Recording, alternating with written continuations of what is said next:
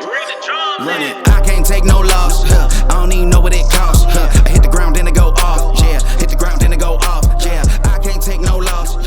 Hi, I'm the Conscious Day Trader. My name is Yanis, and today I'm going to break the trade from this morning, which was on the pound dollar on the London session, and we had a great session for roughly or exactly actually $620 on the pound dollar. Super happy with that on a Monday session. This is the 9th of January, and let's go straight into the charts and see how that came about, why my bias was short on the pound dollar for the London session, and where did I find an entry for it to give me the profits that it did. So we're going to jump on first onto the dollar index, and we're going to see it's good to look at both. And if we go to the daily,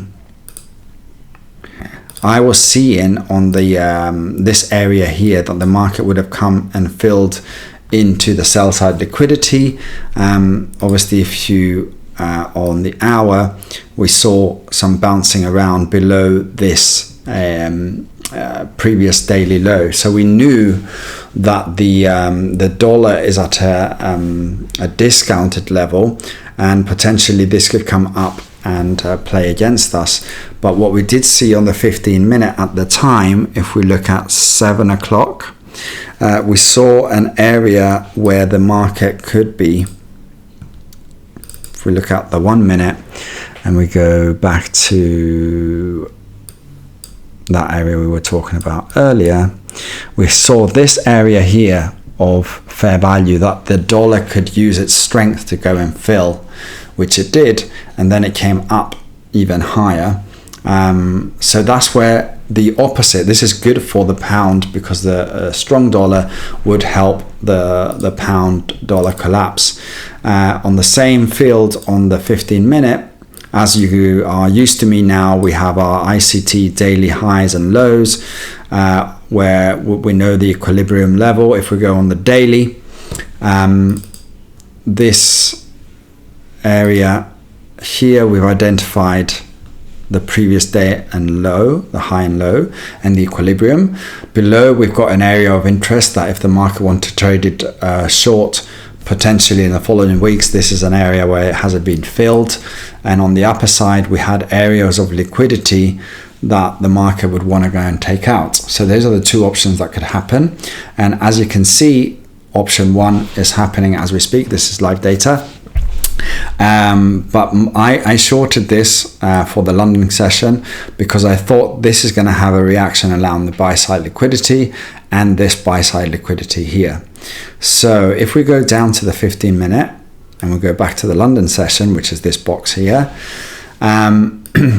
the blue line is where my first entry came in, and what we saw from the 7 a.m.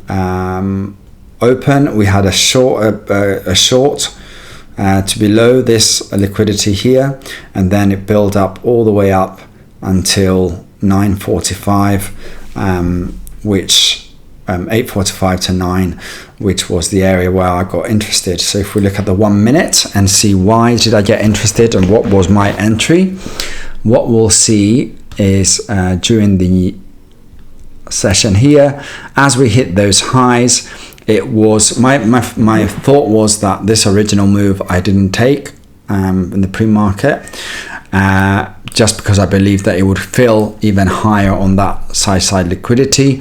And these lines here represent areas where it could be going towards, especially if you look at this hour. If I put a little, let's go with this circle, this equal high here, that's taken out. And look at that. This is another area that provides nice liquidity with these here for the market to take before it was going to be short, if I was correct. So then we'll go back to the 1 minute where we see our trades. This area here is where I got interested. As we broke these highs, we broke this high as well.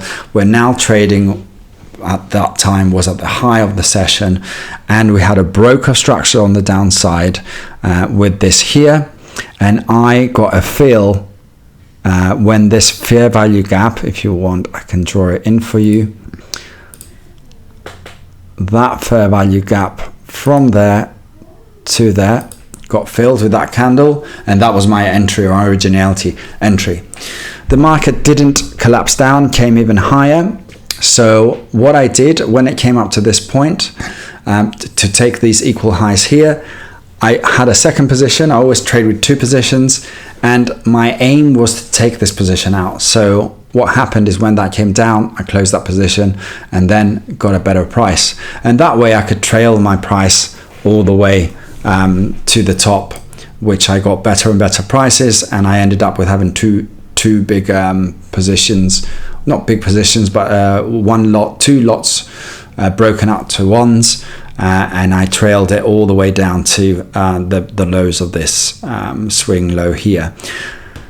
Why did I not hold it? I could have easily held it. What was that? That would have been, let's see, the actual move, the whole move would have been 56.5 pips.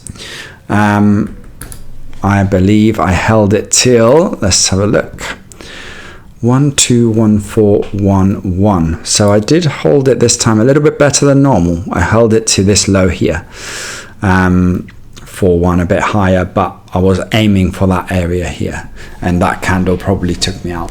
So that was a breakdown of how I found the entry and how the exit. Obviously my stop loss was above this area here, and as we trailed down and I got confirmations, these fair value gaps on the way back are also areas where I would be trailing my stop. So there you have it. That was my trade from terms of my of the pound dollar. I'll see you tomorrow for another trade. Make sure you subscribe and like the video, as it makes me it motivates me to make more of these. And yeah, see you tomorrow, Tuesday. Hopefully more news. Today was a quiet, and sometimes that's a good thing in the market. You can find opportunities a lot easier than having to deal with the volatility of the news coming out. Have a good one. See you next time.